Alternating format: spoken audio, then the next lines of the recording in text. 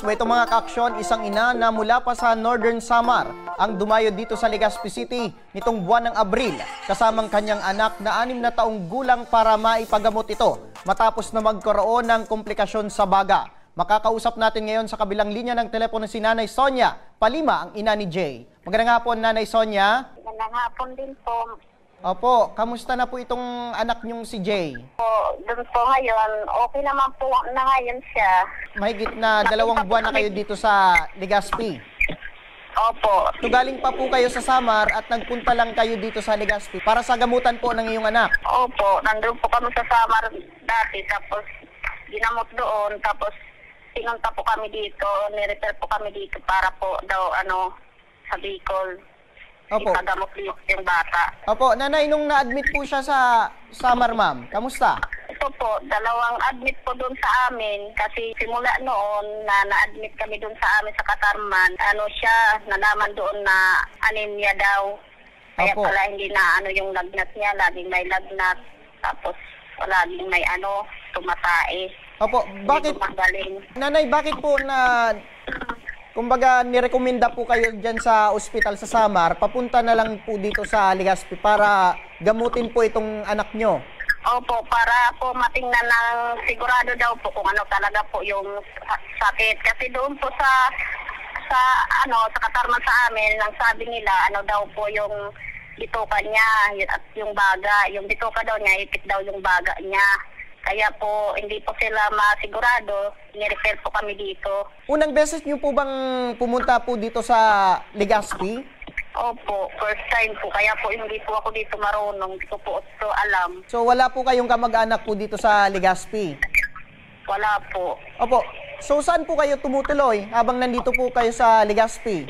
Boarding, tapos naubos na kasi yung namin, yung pera namin. Opo. Tapos buti na lang ng ilang kami dito, ilang linggo na admit na kami po dito. Minsan naman po may binibili pa, pero minsan naman po wala na, lalo na po ngayon na wala na po kaming pera.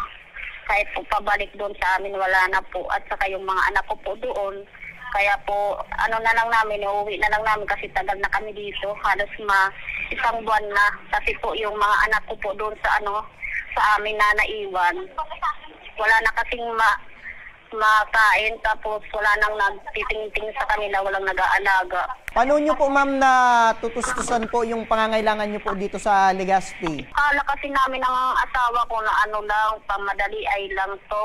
Opo. Yung isang linggo, 2 linggo, makakauwi kagad kami, pero hindi pa pala, nagtagal kami dito. Maliban sa iyo, Nanay Sonia, sino pa po yung kasama nyo para magbantay po dito kay Jay? Yung asawa ko po. Dati po, ma'am, dun sa Samar, ano po yung trabaho ninyo? Wala po, sa bahay lang po. Hindi nyo po inaasahan na lalagpas po kayo ng 2 linggo po dito sa Legazpi? Opo, hindi po namin inaasahan niya, kaya po kami dito. Kasi Opo. akala namin yung pera namin dala, kakasya pa yan o kakasya pa sa magkakaroon pa kami ng pamasahe, pero hindi pa pala. Ano daw sabi ng doktor, Nanay? Kamusta na daw po yung kalagayan ni Jay ngayon? Opo, tapos na po. So, Yung okay. yung inatras na po namin yung kinancel namin yung pagpapabunmaro at saka yung pagtutubo sa kanya kasi natakot din po kami. Tapos, medyo daw matatagalan pa kami dito. Yun nga, naisip namin yung mga bata doon, kung magtatagal pa kami dito, baka na mangyari doon sa kanila. Pero okay na po itong anak nyo, ma'am? Okay naman siya. Sabi ko sa doktor, na lang kami ng pagpaparesita, tapos kung doon na lang kami babalik sa follow-up namin sa malapit sa amin. Sabi ba yan ng doktor na okay na po itong anak nyong si Jay? Okay na po. Yun naman po sabi. Okay. So, kailan daw po siya maaaring ma-discharge, ma'am? Sabi po ngayong hapon daw. Pero inaantay ko pa po yung yung papel niya. Opo. So, inintay nyo na lang yung mga dokumento para ma-discharge na po itong anak nyong si Jay. Opo. Kailan nyo planong bumalik sa Samar, Nanay? Bukas po sana. Bukas sana ay gusto nyong makalis na or bumalik na dun sa Samar. Opo. Opo, pangilang pong anak itong si Jay, nanay? Pang ano po siya, 4. 5 po kasi sila. Pang-apat po ito. Ako po, yung bunso ko po, 4 na taon. Siya Opo. po, 6. Ngayon po, nanay, na lumapit po kayo sa aming program at sa Ako Bicol Party List.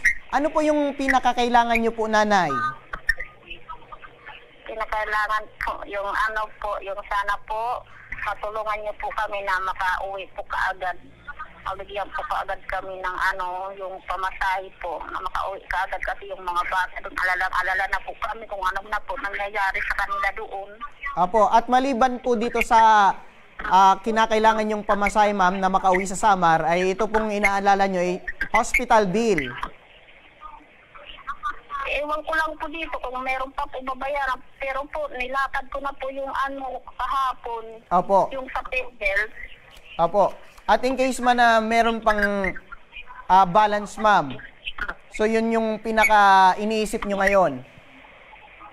Opo. Opo. Sige, nanay, para sa agarang pagtugon sa inyong alalahanin, nasa kabilang linya muli ng ating telepono si Ma'am LB Sedeño. Siya ang coordinator ng Ako Bicol Party List. Ma'am LB! Yes, good afternoon. Apo, ito pong kababayan natin ay mula pang Northern Samar. Lumuwas po at pumunta dito sa Legazpi para maipagamot po itong anak niyang si Jay. Nice na pong ma-discharge. Kaso ito pang iniisip nila ay hospital bill. Ano po yung maaaring maitulong ng Ako Bicol Party List, Ma'am LB, kay nanay? Kasi po yung social worker po niya, nakausap na din naman namin yung social worker. Yung hospital bill po nila, dahil namin dito sa amin sa Ako Bicol Desk. I-check po sa Ako Bicol yung hospital bill nila since hindi na yan babalik sa atin dito, di ba, para i-process yung DSWD. Apo. Dalhin na lang po sa amin, once na lumabas na yung bill. Wala pa kasi yung bill sila, pinalapan na po yan sa billing, wala pa silang bill as of now. Siguro, itong sinasabi ni nanay, ay kayo yung nag-aasikaso po ng dokumento po ni nanay. Sila po ang mag-aasikaso kasi immediate family pang pwede mag-claim ng bill, pero Opo. yun na po yung nagpa-process para mapabilis. Opo, paano po ni Nanay Sonia na matatanggap po itong tulong mula sa Ako Bicol Party List? Once na may hospital bill na po na ibigay na sa kanila ng billing, dalhin lang po sa amin. Opo. Sige, Ma'am LB, balikan ko lang si Nanay Sonia. Nanay Sonia, lumabas na po itong hospital bill nyo, ay wala na po kayong iisipin pa. Sagot na po ng Ako Bicol Party List. Ay, salamat po. Opo. Maraming salamat po. Gumaan ba, nanay, ang inyong pakiramdam? Sobrang saya po talaga. Kilala niyo ba ang Ako Bicol Party List, Nanay Sonia, especially dun sa Samar? Opo. Nakikita ko po siya sa butuhan. Opo. Binoto niyo, ma'am? Opo. Yun. Po. At least, yan po ang Ako Bicol Party List, ma'am. Tumutulong po sa katulad nyo, kagaya nyo na nangangailangan po ng tulong medikal. Opo, balikan ko lang si Ma'am LB. Ma'am LB, maraming salamat po. Maraming salamat po. Opo, yan po si Ma'am LB, ang coordinator po ng Ako Bicol Party List. Nanay Sonia! Po. Opo, yan po ang hadikain po ng Ako Bicol Party List na kahit po hindi po taga Bicol, kayo po ay taga Samar o kahit sa anong panig ng Pilipinas ay tumutulong po ang Ako Bicol Party List. Akala ko nga po, hindi po, kasi kami naisip ko po na hindi po ako taga rito, baka po hindi po ako pwede dyan. Opo, at least ma'am, hindi ka po nagsisi na lumapit po kayo sa Ako Bicol Party List.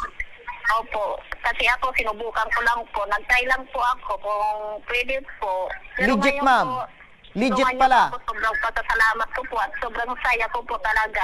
Maraming salamat po talaga. Bukod pa riyan, Nanay Sonia, hindi lang sa hospital bill nyo po ang ora mismong tutugon. Ngayong hapon po, nanay, dahil pati na rin po ang iyong pag-uwi sa Northern Samar ay amin na rin pong sasagutin. Salamat po talaga ng maraming salamat po talaga sa Bicol Party List po ora mismo. Opo. Sige, ma'am. At maraming salamat po sa iyong tiwala sa aming program. Asahan nyo po na alalayan po kayo ng aming team sa mga susunod na proseso para makuha nyo po or matanggap po itong tulong mula sa Ako Bicol Party List. At itong pamasahe po, ma'am, mula sa aming program. Salamat po. Opo, at sana'y gumaling na itong anak niyong si Jay.